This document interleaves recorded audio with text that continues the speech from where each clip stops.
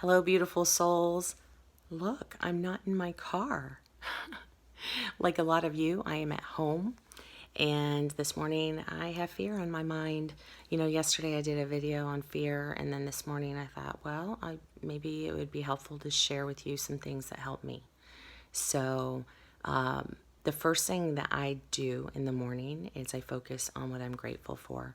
And I know it sounds cliche, but it is really beneficial because our brains really want to get in there and start thinking about what's going wrong and thinking about everything we have to do and start thinking about everything that's just upside down in the world right now.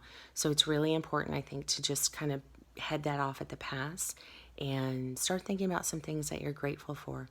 And know that it doesn't have to be anything big and profound. You can literally just be grateful that you have toilet paper in your closet. So, just focus on those things that you're grateful for. And it can be one, two, three things. Let it go and just see where your brain takes you. But it is important, I think, to start off my day anyway in that mindset. This is also something that you can do throughout the day. It doesn't mean that you have to just do it in the morning, but I do find the morning has been really highly beneficial because it just starts your day off better. Got to be honest. Another thing that I noticed is I have always been really, really good at going down the rabbit hole in my head. And I could take one thought and turn it into 50 bad ones really fast. So, one thing that has helped me, and I've spoken about this before, I read a book called The Gift of Maybe by Allison Carmen. And she has an exercise that is very easy and very simple and not difficult.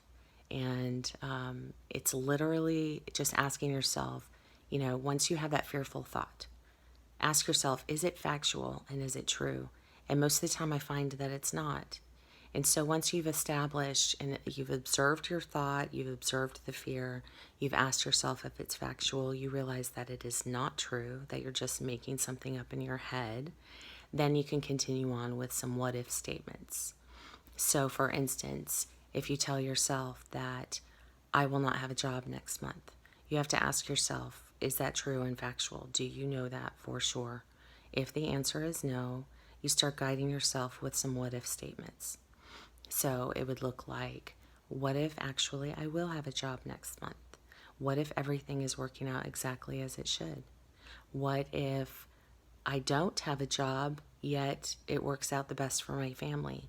What if something better is coming? You're just kind of rerouting your thought patterns and you're avoiding going down the rabbit hole. And again, the beauty of this exercise is it really doesn't take any effort. It's a very easy way for your brain to relax and just rethink, basically. Another thing that I find is important is getting the fear out. Fear is normal, fear is valid, especially right now, and we all have it to some extent and to some degree. I think you should write it down. Maybe if you're a journaler, go ahead and journal. And it doesn't have to be, again, anything really profound. It doesn't have to be some big serious exercise. However, just jot down your fear on a piece of paper.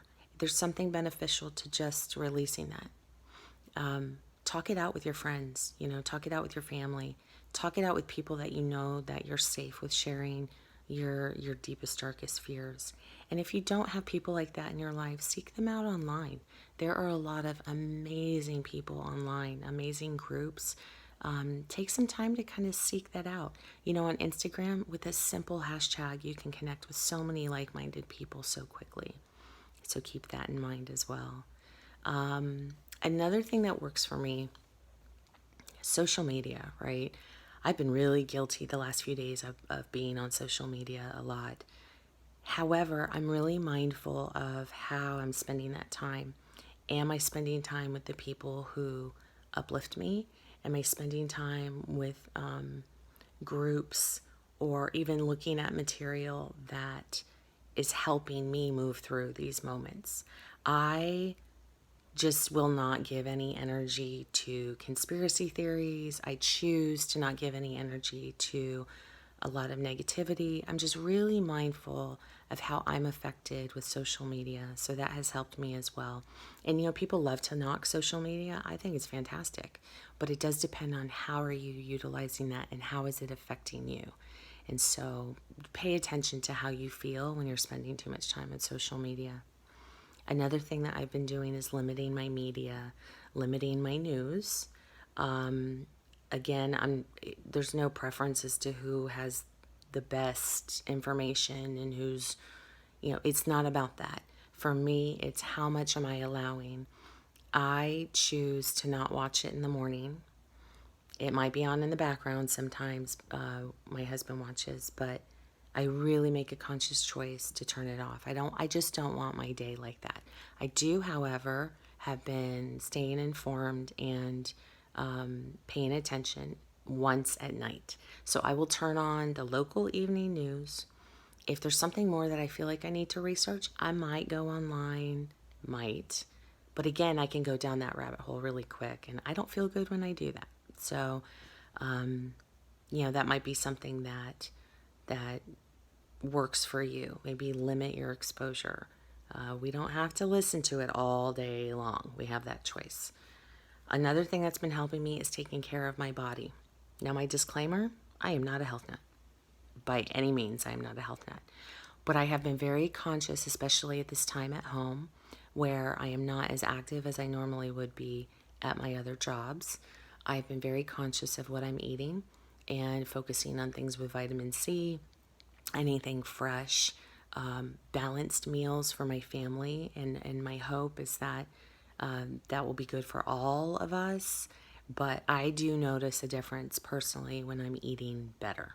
You'll feel better, you'll sleep better, etc. Another thing is take care of your mental health. I just find it so crucial for me, again, to limit my exposure to things that don't make me feel good. It's really that simple. So you can unplug for a little bit. Sometimes I'll grab the latest book that I'm reading. Even if I go online or maybe Netflix or watching TV, I just look for things that are going to make me feel good. I think that is just so important for our mental health because it's really easy right now to give into the fear and plummet mentally. A lot of people are. But again, I have that choice, so I use that. And, along those lines, I've just been doing anything that I can to focus on what makes me feel good. I think that it is really important to keep our vibrations high, keep our energy high, and it sounds so simple, and maybe it sounds bad to some, but I think it's really important to focus on what feels good to you right now. And like I said, it could be a nap, it could be grabbing a book, it could be turning off the news, it could be, eating something that you love, it could be moving your body, it could be going outside and just experiencing the sun a little bit, get into nature a little bit. So find your joy. We haven't lost that. We have that. There's still things going on around us that can create that. So I hope that some of these things have resonated with you. Maybe they'll work for you. Maybe you're already doing them. So I just thought I would share that with you. I really hope all is well. If it's not, it will get better. We have a lot of choices and we have a lot of control, even in the midst of all the things that we don't have control of. We do have control over how we choose to maneuver through these times. So, if you want to share with me what's working for you, how are you overcoming your fear? How are you working through your fear? What are your fears? Feel free to comment, feel free to share, feel free to message. All right, everyone, take care of yourself. Much love.